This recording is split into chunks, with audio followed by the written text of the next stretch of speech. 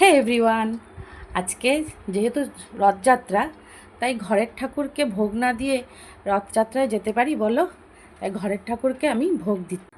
আমার গোপুসোনার থেকে শুরু করে সবাই কিন্তু আজকে ভোগ পেয়েছে। সুন্দর করে একটু সাজিয়েছি সামর্থ্য অনুযায়ী। এই হলো বজরংবলী, এই হলো আমাদের প্রভু জগন্নাথ, ফুল দিয়ে ঢেকে গেছে। আজকে কিন্তু প্রভু জগন্নাথের কাঁঠাল কলা এসব খাওয়ার দিন। তো ছোটোবেলায় জানো তো, আমরা লটকা বলে এক ধরনের ফল আছে। তো উত্তরবঙ্গে সেটা খুব ভালো পাওয়া যায়। তো রথের সময় এই ফলটা খুব পাওয়া যায় বলে আমাদের ওখানে জগন্নাথ দেবের কিন্তু লটকা ফল কিন্তু খুবই প্রিয় ফল।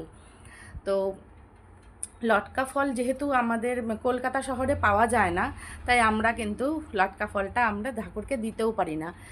কিন্তু কোনো দিন যদি আমরা লটকা ফল আমি নিয়ে আসতে পারি, তো তোমাদেরকে অবশ্যই দেখাবো কীরকম ফল। এটাও কিন্তু জগন্নাথ দেবের খুব প্রিয় ফল। কাঁঠাল কলা এই দুটো তো অবশ্যই প্রিয়। মালপোয়া জিলিপি মিষ্টি সাথে রথের মেলা, এগুলো উপভোগ না করলে হয় বলো তো? তাহলে এই হলো আমার গুরুদেব। সবাই ঠাকুর দর্শন করো, সকলের মঙ্গল হোক, সবাই ভালো থেকো।